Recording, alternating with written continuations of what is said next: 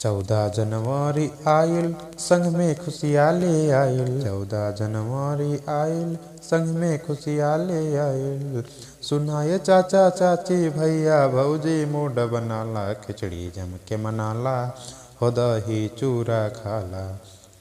हो खिचड़ी जम के मनाला, हो दही चूरा खाला। हो खिचड़ी जम के मनाला, हो दही चूरा खाला।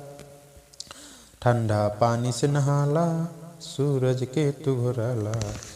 भागी घर दुखो दलीदर, शानी देव के बोलाला। ठंडा पानी से नहाला, सूरज के तू घुराला। भागी घर दुखो दलीदर, शानी देव के बोलाला। तिल गुड़ के लड्डू दान करा, तू बिगड़ल भाग बनाला। खिचड़ी जम के मनाला, हो दही चूरा खाला। हो बिगड़ल भाग बनाला, हो दही चूरा खाला।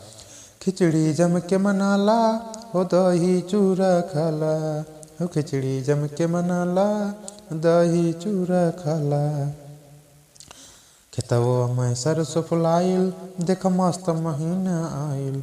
खेतवा में सरसों फुलाइल, देख मस्त महीना आइल। बगिया में कोयलिया बोले, मन में मिश्री बघुराइल।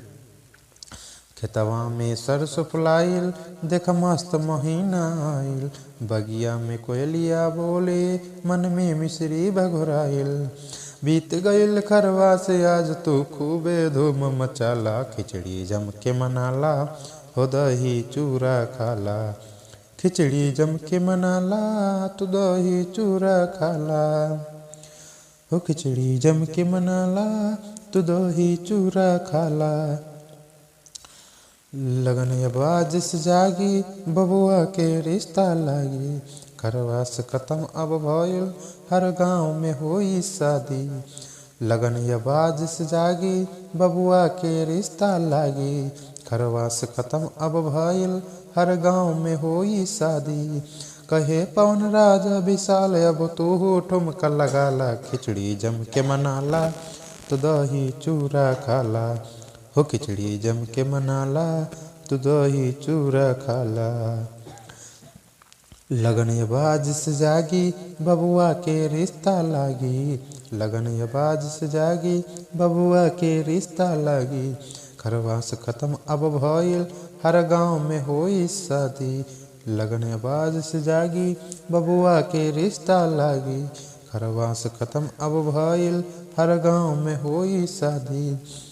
कहे पवन राजा विशाल, अब तू ठुमका लगाला। खिचड़ी जम के मनाला, तो दही चूरा खाला। हो खिचड़ी जम के मनाला, तो दही चूरा खाला।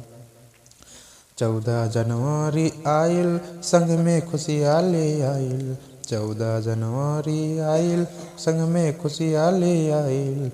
सुनाए चाचा चाची भैया भौजी मूड बनाला। खिचड़ी जम के मनाला, तो दही चूरा खाला। हो खिचड़ी जम के मनाला, तो दही चूरा खाला। हो खिचड़ी जम के मनाला, तो दही चूरा खाला। प्लीज़ दोस्तों, आप